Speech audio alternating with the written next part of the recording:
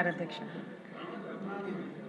అధ్యక్ష అధ్యక్ష సభ్యులు first of all thank you so much అధ్యక్ష అమెండ్మెంట్ బిల్కి సపోర్ట్ చేసినందుకు. ముఖ్యంగా సభ్యులు అడిగిన కొన్ని క్వశ్చన్స్ ఉన్నాయి అధ్యక్ష. ఇప్పుడు మనకి సంబంధించి ఎవరైతే ప్రెజెన్స్లో చదువుకొని వాళ్ళు ఉద్యోగాలు చేసేటప్పుడు ఆ ప్రాబ్లం వస్తుంది అని అడిగారు. అటువంటి ప్రాబ్లం ఏమీ లేదు అధ్యక్ష. ఎందుకంటే వాళ్ళు జువెనైల్ జస్టిస్ యాక్ట్ ప్రకారం వాళ్ళు చదువుకొని ఉద్యోగాలు చేసేటప్పుడు పోలీస్ ఎంక్వైరీస్లో వాళ్ళకి ప్రాబ్లం ఉంటుంది అన్న విషయం అయితే లేదు అధ్యక్ష. వాళ్ళు కంటిన్యూగా హ్యాపీగా వాళ్ళు ఫర్దర్గా జాబ్స్ కూడా చేసుకోవచ్చు. అదొకటి అధ్యక్ష. అదేవిధంగా అధ్యక్ష మనకి డిఎడిక్షన్ సెంటర్స్ గురించి కూడా అడుగున్నారు. Already de-addiction centres 4 de-addiction centres నడుస్తున్నాయి అధ్యక్ష. ఎన్డీపీఎస్లోని ఉన్న వాళ్ళందరికీ కూడా బయటకి ఇంతకుముందు మనం వేరే కేజీహెచ్ కానీ అటు ఇటు పంపించే వాళ్ళమి. మన గవర్నమెంట్ వచ్చిన తర్వాత విశాఖపట్నం, రాజమండ్రి, నెల్లూరు, కడప ఈ 4 జైల్స్లో కూడా డిఎడిక్షన్ సెంటర్స్ కూడా మనం ఏర్పాటు చేస్తున్నాం అధ్యక్ష. వీటితో పాటు అధ్యక్ష మనకి సంబంధించి ఇందాక మన గౌరవ సభ్యులు కొన్ని క్వశ్చన్స్ అడిగారు. ఇంకా రిఫార్మ్స్ అంటే ఈ సాగ్రిగేషన్ అనేది ఏ రకంగా చేస్తున్నారని. బిల్ అమెండ్మెంట్ అయిన తర్వాత ఒకసారి అందులో కూడా పొందుపరుచుకుంటాం అధ్యక్ష. అంటే ఎన్ని రకాలుగా సాగ్రిగేట్ చేయాలి, ఏ టైప్స్ ఆఫ్ ఎలా సాగ్రిగేట్ చేయాలనేది రూల్ మనం పెట్టుకునేటప్పుడు అందులోని మేము పొందుపరిచే ఏర్పాటు కూడా చేసుకుంటున్నాం అధ్యక్ష. సభ్యులు ఏదైతే సూచనలు ఇచ్చారో సూచనలు కూడా పరిగణలోకి తీసుకుని దాని ప్రకారం కూడా చేసుకుంటామని సభ ముందు చెప్తున్నాను అధ్యక్ష. అదేవిధంగా అధ్యక్ష మన దూలిపల్లి నరేంద్ర గారు చెప్పినట్టు అధ్యక్ష ఇక్కడ మనకి ఓవర్ క్రౌడ్ మ్యాక్సిమం ఉన్నారని చెప్పారు. ఒక విశాఖపట్నం జైల్లో మాత్రమే ఓవర్ క్రౌడ్ ఉంది సార్. ఓవరాల్గా స్టేట్ మొత్తం మీద 7,000 మంది లాకప్లో ఉంటే కనుక ఈరోజు 7,000 మంది ఉండొచ్చు.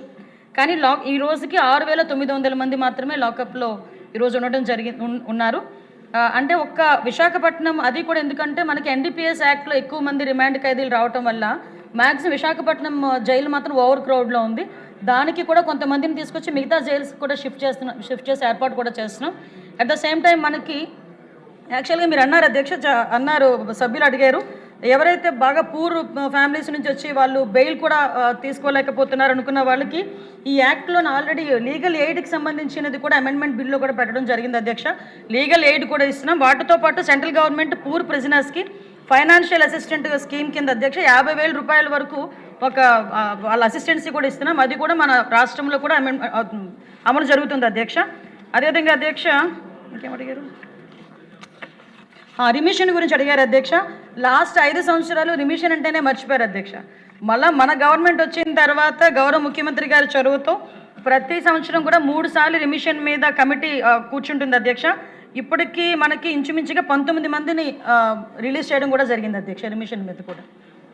సో సభ్యులు ఇచ్చిన సూచనలు సలహాలు అన్నింటినీ కూడా ఈ అమెండ్మెంట్ బిల్లో పెట్టి మేము ఏర్పాటు చేసుకుంటాం అధ్యక్ష. సపోర్ట్ చేసినందుకు అందరికీ కూడా ధన్యవాదాలు అధ్యక్ష. ఇప్పుడు విషయం ఆంధ్రప్రదేశ్ జైళ్ళు మరియు సంస్కరణ సర్వీసుల బిల్లు 2026ను పరిగణలోనికి తీసుకోవటం. ఈ ప్రతిపాదనకు సుముఖంగా ఉన్నవారు అవును అనండి, వ్యతిరేకంగా ఉన్నవారు కాదు అనండి. అవునన్నారు అందరూ అవునన్నారు. కావున ప్రతిపాదన ఆమోదించటమైనది. బిల్లును పరిగణలోనికి తీసుకోబడింది. ఇప్పుడు క్లాజులపై ఓటింగ్. 2 నుండి 84 క్లాజులు. మొదటి క్లాజు ఎనాక్టింగ్ ఫార్ములా లాంగ్ టైటిల్కు ఎటువంటి సవరణలు లేవు. అవి సభా సమక్షంలో ఉన్నాయి. ఇప్పుడు విషయం 2 నుండి 84 క్లాజులు. మొదటి క్లాజు ఎనాక్టింగ్ ఫార్ములా లాంగ్ టైటిల్కు సుముఖంగా ఉన్నవారు అవును అనండి. కొంచెం వీక్ అయింది. వ్యతిరేకంగా ఉన్నవారు కాదు అనండి. అవునన్నారు అందరూ అవునన్నారు. 2 నుండి 84 క్లాజులు. మొదటి clause enacting formula long title బిల్లులో భాగం అయ్యాయి.